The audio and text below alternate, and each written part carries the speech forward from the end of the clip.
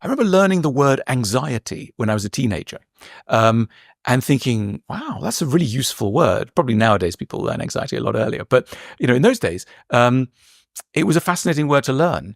And the more one's vocabulary stretches, the more you're able to put a flag in bits of your psyche that are perhaps painful. And I think, if you think about why people go to psychotherapy or even frankly, what motivates a lot of friendship, it's somebody else helps to give you a vocabulary for bits of your mind and bits of your experience that have not till now, that have eluded definition.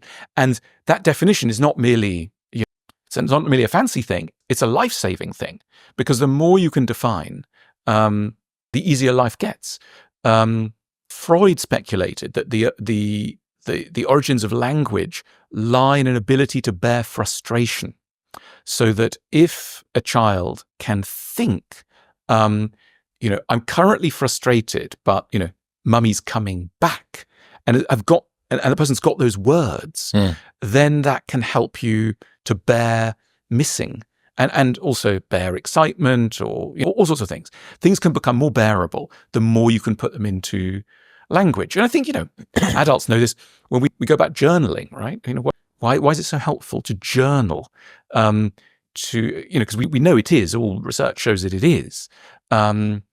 What is it about translating a feeling into a word for that feeling that's helpful? And I think it tames, it contains, and it narrows the spread of difficult emotions. It's very ephemeral, right? You've got these thoughts up here moving around, floating about, and then they have to be concretized.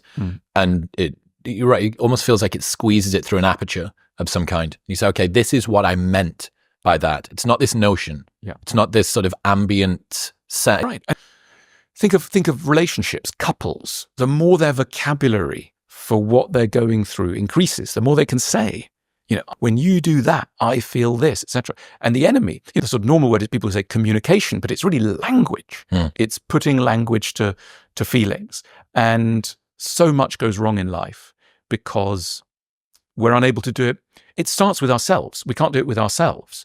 There's a useful phrase that psychotherapists use to talk about disassociation. It's a fascinating concept. What would it mean to disassociate? And the way it's understood sort of therapeutically is that you could feel an emotion, it's so difficult, tricky in some way, and you then stop feeling it. You disassociate from the feeling that's in you. It's still in you, but you're no longer registering it. Tricky. And the argument is always the more you can associate, sometimes to take distance from our feelings. So, I started off by going, it's really important to know what you're feeling. But let's also remember, at points, the ability not to feel the full force of everything also belongs to health. So it's a double-edged sword there.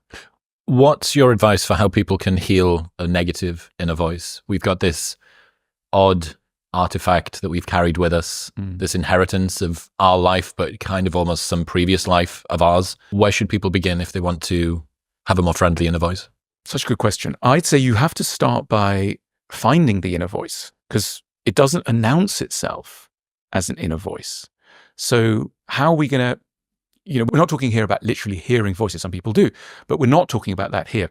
What we're talking about is a way of speaking to yourself or a way of conducting yourself in your own mind that owes more to something from outside than from inside, and that is more negative, or we can put it this way, unfair to you and your chances, your hopes, etc. So how do we detect this is even going on? Because I don't think it's necessarily obvious. Here, I think that it's quite helpful to get people to do what are called sentence completion exercises, where you start off with a stub sentence and then you have an ellipsis dot. So men are, women are, life is, I am, I want, if dot, because dot. And you say to people, right, here's a list of these things. Without thinking too much, an important prompt, without thinking too much, just say the first thing comes into your head. Men are, women are, life is, I am, etc. Or even beginnings of stories, story completion exercises. When I meet someone that I dot, just finish that sentence. And what people will come out with is fascinating. They'll go, men are cruel. Wow, men are cruel, are they? A person might even be surprised that they've said that. And you say, okay, where does that come from? What led you to believe that? And often what you'll find is a story that owes more to something outside than something inside. Or when I meet someone, what will happen is ... they'll be very friendly to me, then they'll turn against me. Wow, where did that come from? It's going to be a specific story in the past that is being carried forward. The more the anxious friend can get on top of their anxiety, the more they can translate everything I've just said into something that sounds like it's been processed and can be understood by another person, then the better it can be. So, anxious and avoidant people are walking wounded, and they need to be able to explain the nature of their particular wound so that appropriate care can be set up. Awareness, which is why it's great for people to go to therapy. It's great for people to explore themselves. It's not merely fancy. It's not merely whatever. It's a serious indicator of an easier life with them. If you're with a partner who's able to go, hang on a minute, I think I'm slipping down. I think I'm confusing you with my mother at the moment, or I think an anger that actually belongs to my father is weirdly in the room, because that's what happens when you start to explore your past. You see the intermingling of past and present all the time, and the more you're able to get a handle on that and warn your partner, the easier it is. I mean, we don't need people to be perfect. We need people to understand how they're imperfect and warn us of the coming imperfection, or retrospectively apologize for it in relatively civilized terms. Yep. Ahead of our own, make their emotional state our responsibility. If you're not okay, I'm not okay. How can we better alchemize that and understand that tendency?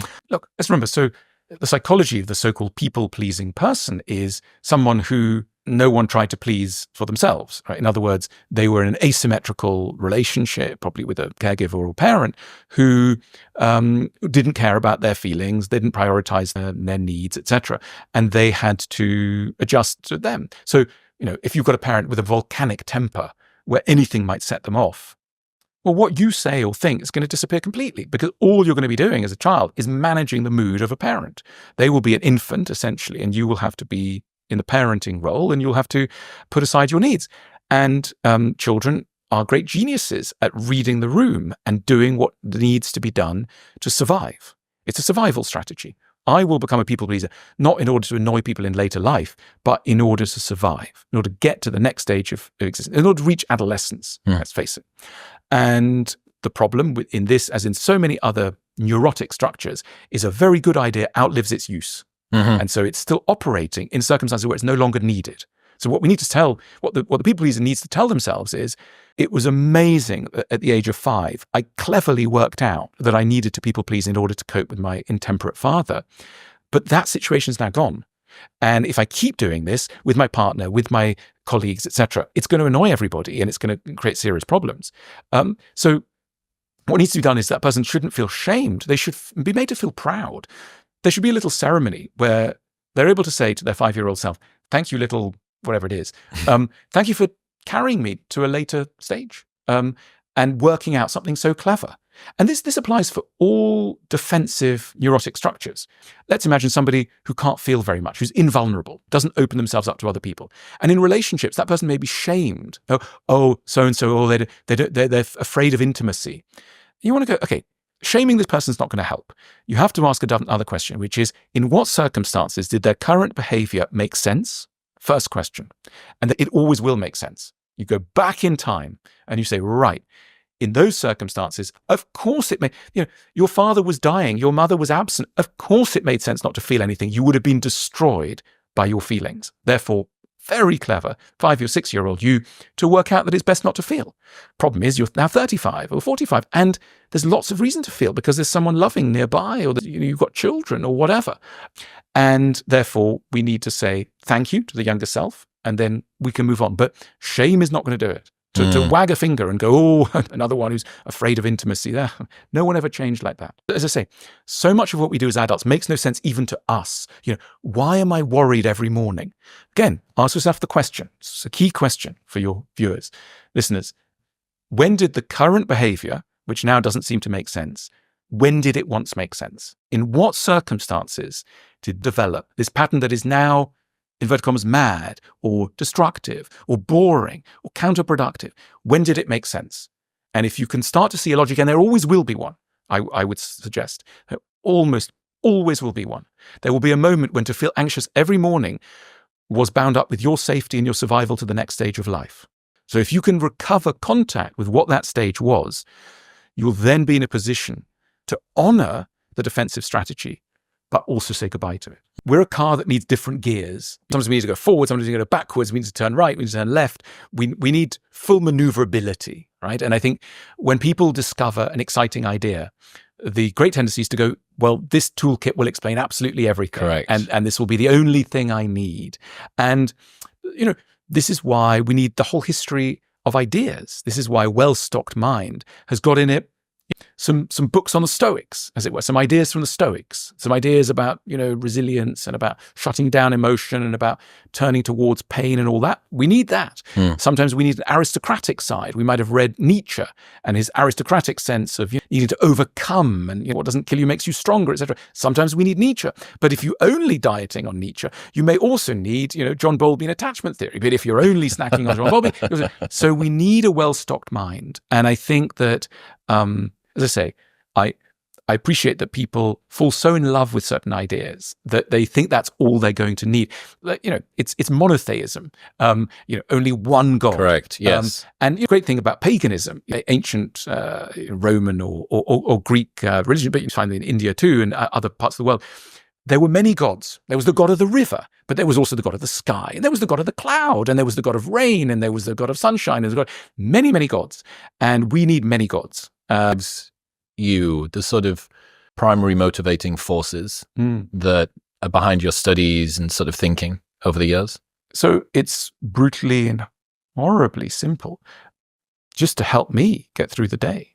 It is extremely personal and motivated entirely by a desire for self-help. If it helps anybody else, people sometimes say things like, gosh, you must have studied a lot. How did you know that about me? And I'm like, frankly, I have no clue. I was just doing my stuff. And it's beautiful and lovely that it should echo in somebody else. But that's not how I started. It started always with me. I became a writer. I wrote my first book when I was 22. And it was not, it grew out of writing a diary. It grew out of trying to solve my own confusions. It was a way of trying to stay afloat. Emotionally, psychically. And it had nothing to do with a career in that sense. Later on became some of the accoutrements of a career. But as I say, it began, and it still is to this day, an emotional necessity, I would say. It's a way of coping.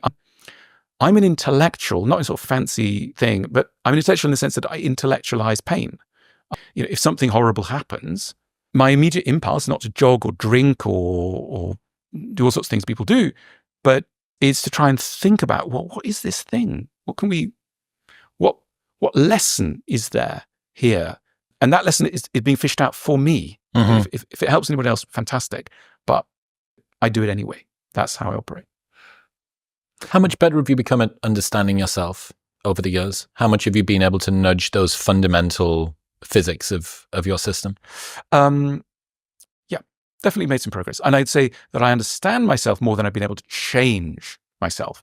And one could go, oh, so nothing's really changed. Well, understanding is a thing as well. That is its own legitimate thing. Do I always make wise choices now? Am I always, no, but I do understand things better. Yes. I think I've also better at understanding my unconscious. And by that, I mean, it's also what people call their gut instinct. I do think that there are things we know without fully knowing why we know them or how we know them, and to allow a little bit more for that slightly mysterious form of knowing. We're talking about sentence completion exercises where you're completing a sentence, you're letting something bubble up from your unconscious. I try and do that more and more.